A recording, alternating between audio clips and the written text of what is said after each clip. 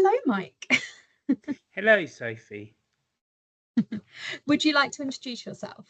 Yeah, hi. Mike Stonehouse, and I lived in experience trainer, and I work for as part of Autism Hampshire and a part of the Avenues group.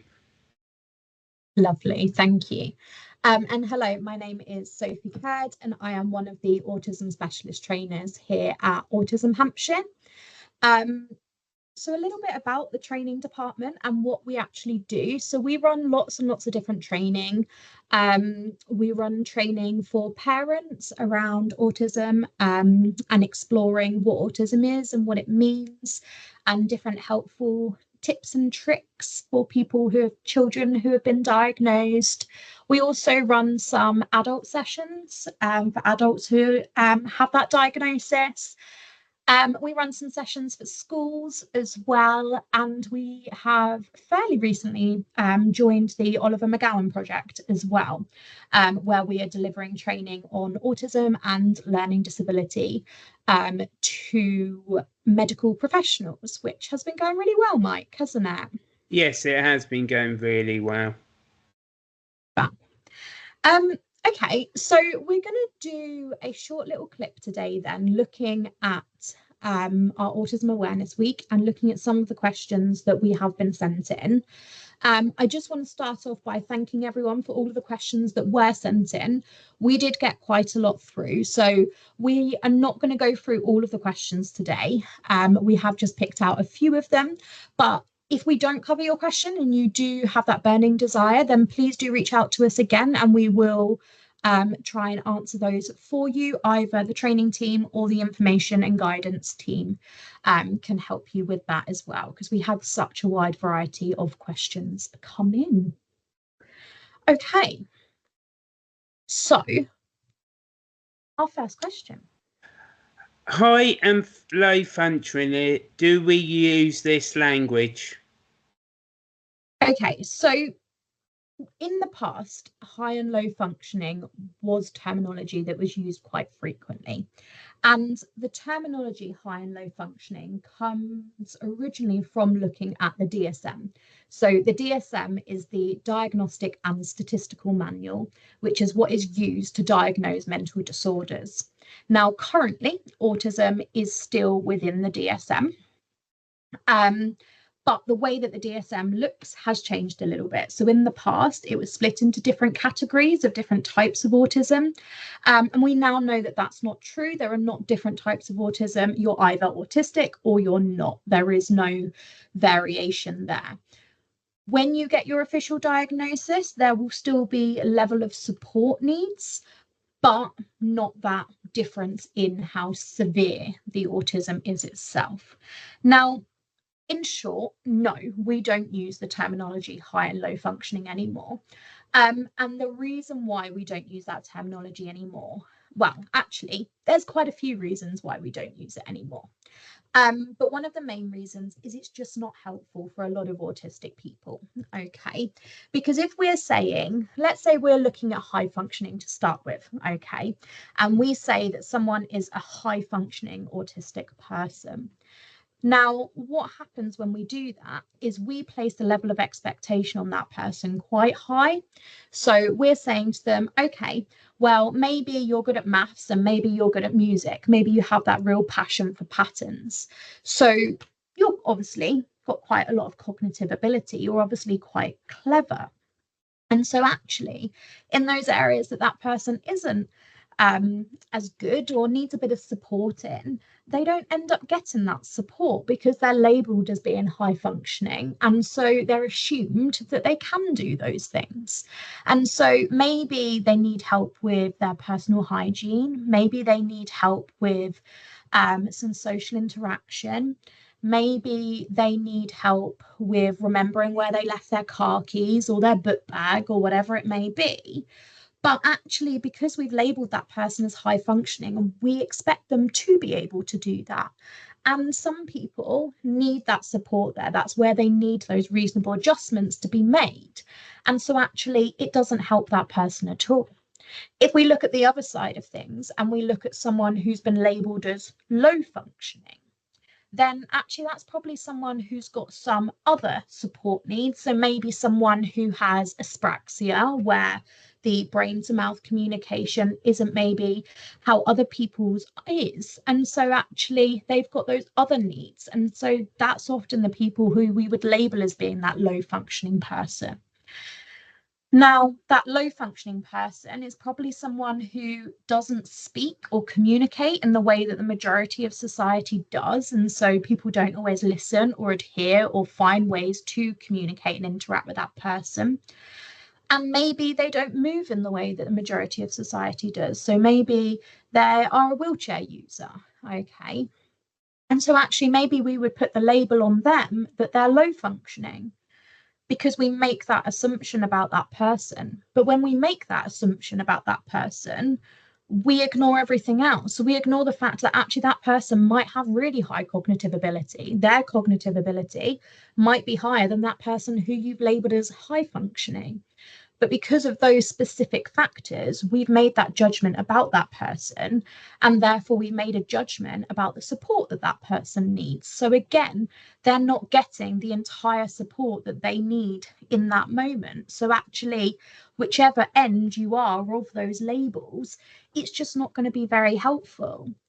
It's also self-fulfilling. If you're telling someone who's high functioning that they have to live up to that level of expectation, or they don't seem very autistic, then actually they're going to feel like they have to constantly mask, they have to constantly live up to that level of expectation.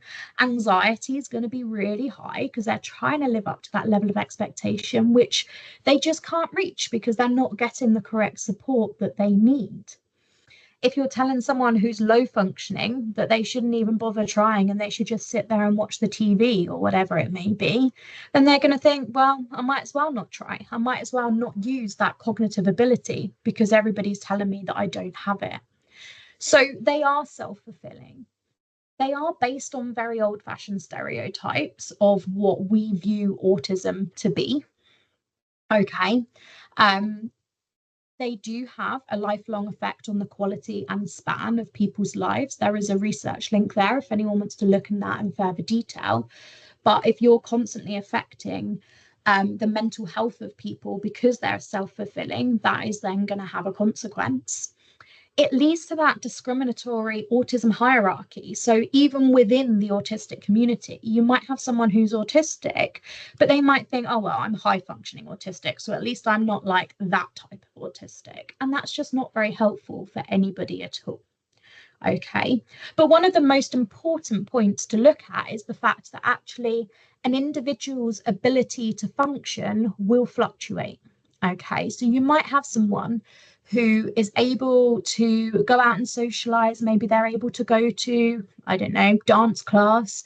They go to school, but then as soon as they get home from school, they're having a meltdown or they're having a shutdown, and they're not able to then talk to anyone for the rest of the evening. Maybe they have situational mutism, and that's it. That's their evening. They need that time to recover until then the next day. Well, if you look to that same individual at different points throughout that day, then you would maybe give them a different label. When they're chatting away at dance class or whatever it is, when they're probably masking, you might give them that high functioning label. But then when you see them in the evening and they're having a meltdown or they become non-speaking, then you might label them as low functioning. So that standard functioning label is just not very useful. And it doesn't help that individual at all get the correct support that they need. So we're really trying to come away from using those high and low functioning labels. And we just want to view someone as being autistic or they're not. There is no hierarchy. There's no difference within that. Okay. Okay. Our next question, Mike. What is the correct terminology when we are talking about autism? What is the correct terminology we use? What do you think? I'll read some of these out and then you can pause the video and think about what you think, what is the correct terminology to use. suffering from autism, a person with autism, touched by autism, a person on the autism spectrum, SB, autistic, an autistic person. Okay, so what do you think, Mike? I think some of the language, the ones in red, I think they're very discrimination towards the person. The ones in yellow are like the people are optional. The one in light green is okay, but the one in dark green is the one we should go for. Yeah, I agree. So suffers from autism, that's just horrible, isn't it? We don't want to be using that terminology. Nobody is suffering from being autistic.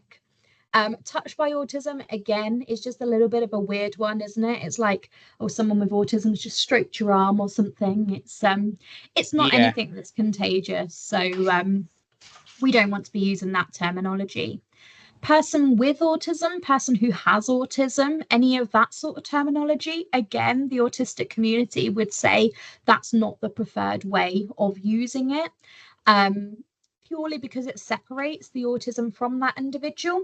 If you imagine it as like a little handbag of autism, well, that's what it kind of feels like for that person. Because if you're saying they're a person and they have their autism in their handbag, it kind of insinuates they could put it down and they can just pick it up when they want to be autistic. Yeah. And that's not how a lot of autistic people view it. It is their neurology. It's not an accessory. They can't change their neurology. And so a lot of autistic people don't like that terminology. As you said, the ones in yellow, they are optional for the autistic community. So Aspie and autist are words that the autistic community have created to create that sense of belonging. So they were created by activists and bloggers and vloggers to create that sense of community among that group of people. If you're not autistic, then it's not appropriate to be using that terminology to describe an autistic person. But if you are autistic, then it is a great way of finding other like-minded people. And then, as you said, we have our two green ones then. So they are the preferred way that the autistic community says that they would like to be referred to. Person on the spectrum or on the autism spectrum is the lesser of the two, but it's still acceptable. It's often the way that a lot of professionals will describe autistic people. But again, it's that person first language that a lot of people say to try and move past. So the most preferred way of looking at it, which I think 72% of autistic people said that they prefer at the last most recent study, says that autistic person is the best way of using that terminology. So it is just who they are. They are just an autistic person. That is just their neurology. Okay. Okay, our next question. Did the MMR vaccine cause an increase in autism? The vaccines repeatedly were tested across a large group of diverse people, including neurodivergent people, and have not consistently shown that the vaccinations do not cause autism. The 1990 UV's research study was not conducted on up to scientific standards, which was later debunked as it was deceptive and non-repapable. The doctor was stripped of his medical license. Absolutely. Okay. So the next question is, do all autistic people avoid eye contact? No, some people can hold eye contact, especially if their stress levels are low. They are masking. A lot of autistic people learn this trick to look like they are making eye contact. Yeah. Have you heard of any tricks that autistic people might use? I've heard of a few sort of people, like they sort of look to the corner of their eyes and stuff like that, I think so. Have you heard of anything at all? Yeah, I've heard of a few different ones. I've had people look at eyebrows because they're close to the eyes, or the middle of the forehead. Some people will look at the whites of your eye rather than your actual pupil because it's less personal that way. I think the reason why a lot of autistic people will avoid that eye contact, especially in those times of stress, is because of that different sensory profile and the way that they're absorbing that information. Um, so autistic people often will absorb information quite visually, so they look for that visual stimuli around them.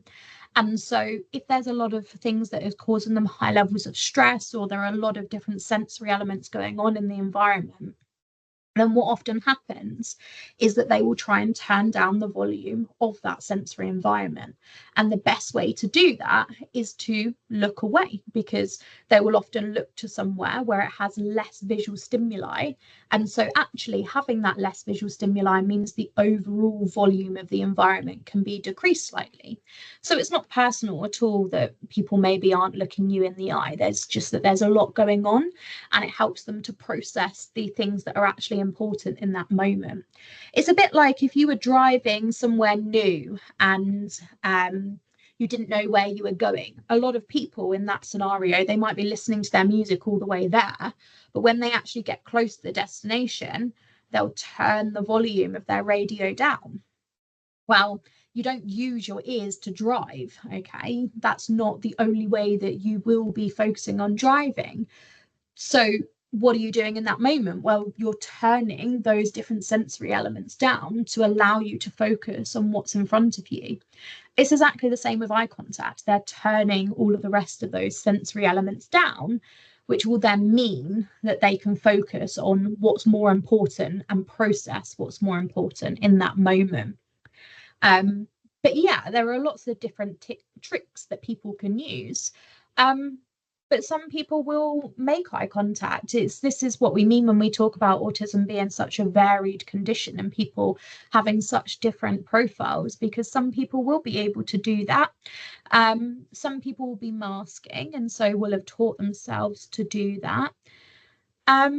Other people you might find make quite intense eye contact because they're aware of how they maybe make eye contact differently. And so you might find that they're very intensely looking at you. It's very, very different for different people. But I think overall, eye contact can seem quite intimate for people, especially with a stranger. And I think as well, if we think about the animal kingdom, if you make eye contact in the animal kingdom, then that's seen as quite confrontational. And even within certain cultures around the world, it's quite a confrontational thing to make eye contact. So I don't think it's that unusual when you actually start to break it down. Okay.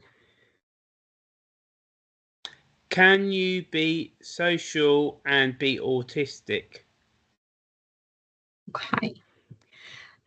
In short, yes, you can, absolutely. As I've just said, it is such a varied thing that everybody is going to have a different profile, and so different people will interact in different situations differently.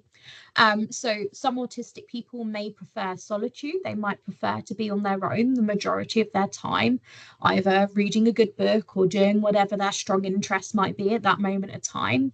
But then other people will enjoy socializing, just like non-autistic people. Okay. Some autistic people might be quite quiet, might be quite shy, and they might avoid those social situations. But then again, the opposite. You might have other people who speak way too much, or maybe even appear to dominate different conversations, because they have a lot that they want to say, and they are maybe following a script of what they need to get out to feel comfortable in that environment. Um, for some people, especially if they are masking in those environments, that they will find that a lot more tiring than a non-autistic person would. Um, as I said, especially if they are masking in that environment, because it may mean that it leads to burnout. And so that's going to take them a lot longer to recover. And so they will spend longer in times of solitude post a social situation. And that solitude time is not that they are being unsociable in that moment. Actually, it's probably more the opposite. They're having that solitude in order for them to go out and be sociable again. It's just that actually socializing, because of all of those different elements involved for that autistic person and the way that their brain works, it just means that they might need a bit of time to recover from that before they then go on to the next activity, whatever that may be. But absolutely, you can be autistic and enjoy socializing. Okay.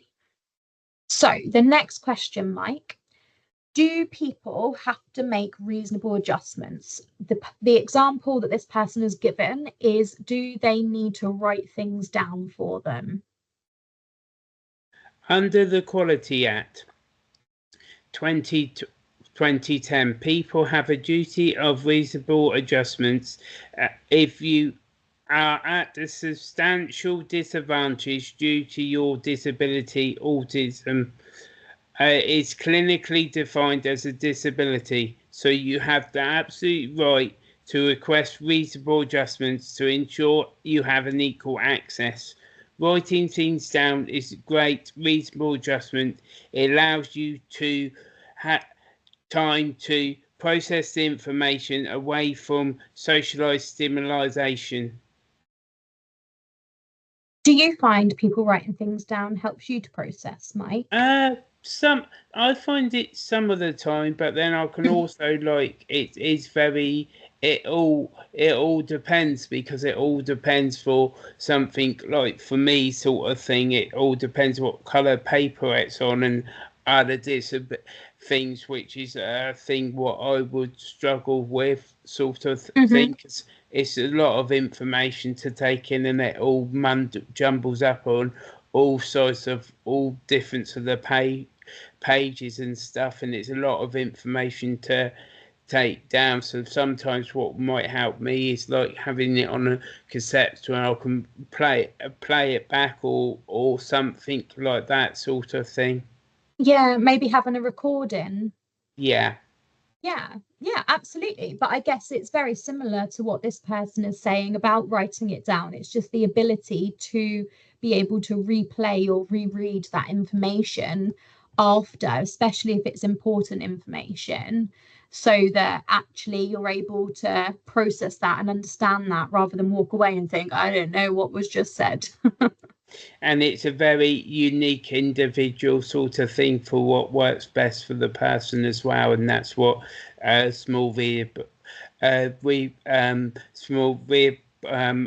reasonable adjustments are. Really, it's not something that is major. It's something that will help to get the information across and make the people with autism feel like they are listened to.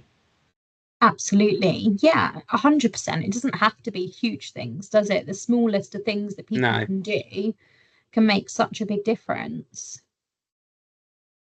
Yeah, definitely. Okay. Are people there are positives to being autistic?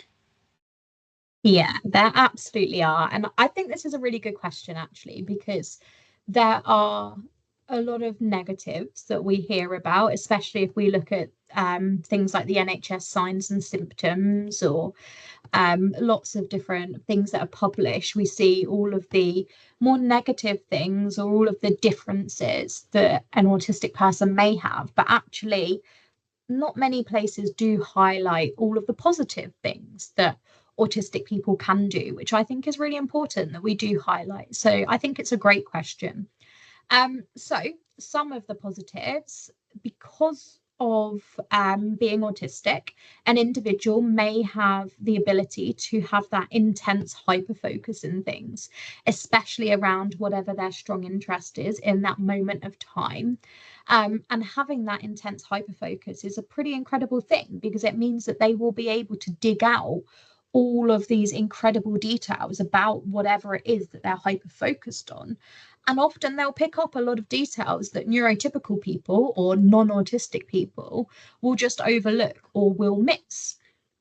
Um, so I think that is an incredible skill to have, that intense way that you can just set your brain into something and really get to grips with it.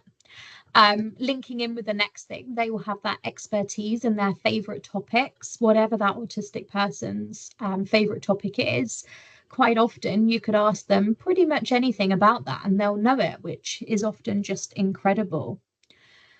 They are highly empathetic, the opposite of what a lot of people assume because of previous research that has been debunked out there. And they will often have a strong sense of justice. So, with empathy, there was a lot of negative research previously, which has been shown not to be the case now, which looked at how autistic people aren't empathetic. And we now know that that's not true. And actually, it's the complete opposite. And autistic people are very, very highly empathetic, but maybe just show it in a different way. So when we think of empathy, we maybe think of that touchy-feely thing, giving someone a hug, or maybe we think of doing the listening thing, sitting down and listening and giving advice. And that's not necessarily going to be the way that that autistic person is feeling comfortable to help support that situation. But that doesn't mean that they don't care in that situation. It just may be that they have a different way around looking at things. So maybe they go into a more logical sense of, well, this wasn't fair, so I'm going to find a solution to ensure this doesn't happen again and doesn't hurt you again. And maybe that's where that strong sense of justice comes in. A lot of autistic people will say that they just have to make sure that everything is right. If something's wrong, then they have to say something about that, because that's wrong and that's not right. Okay. So we know that they have that strong sense of justice as well. We know that a lot of autistic people are extremely creative in lots of different senses of the word, which is, again, a huge positive to have. We know that autistic people are often very logical, objective, and honest. We know that they are autodidactic, which means they're very good at self-teaching, linking in with those first couple of points there about how they have that ability to hyper focus and have that expertise in those particular topics. Quite often, those topics they've taught themselves. That's not necessarily something that is taught by someone else, adding in that social stimuli. Quite often, that's something that they've gone away and just absorbed in a way that works for them. So you might find an autistic person has taught themselves another language, or how to play an instrument, or how to make this fancy bread, or whatever it may be, and they have learned all of these different details, which typically maybe you would have someone else teach you, but they've been able to learn that themselves. Or even just countless facts about their intense favorite topic. And finally, they often will have unconventional thinking, and this is because of the way that their brain works a little bit differently. And what that means is, rather than information just going from A to B, the information, when it's absorbed, might take a bit of an unconventional route. But what that will mean is, because that person is absorbing lots and lots of details of the environment, they're able to make lots of different connections between different things, meaning that they make those connections that other people might miss or might never make those connections between. Because actually, when they're making those connections within that one topic, what they're also doing is connecting that to any other previous data that they have stored from things that they have observed in the past, meaning they make those wider connections and have that big picture thinking as well. And that is a real positive way of having a brain. It's a real positive thing to do. and actually is a real skill to have, especially thinking about school or within the workplace or anything like that. It means that actually that person is a really strong person to have on the team, because they are going to make those connections between things that maybe you might not make. Okay. Do you have anything else to add there, Mike? No, I think you've summarised it all up okay. Okay. Okay, well, I think that brings us to the end of our questions that we're going to cover today then. Um, as I said at the beginning, we really, really appreciate all of the questions that we have got through. If you do have any further questions, then please do get in touch with us. A member of our training team will be in the comments when this goes live on our YouTube. So we will monitor that to see if there's any further questions come in there, and we will answer those. But you also, I've popped our information and guidance team and our training team's admin's emails on there as well. So if you do have any further questions or any queries or anything like that, then please do get in touch with us, and we will do our very best to answer those or to help out the best we can. But I think that's everything for today. So thank you very much, Mike, for joining me today. That's been okay. good to chat with you. But yeah, we wish you all the best going forward, and we hope to hear from you soon.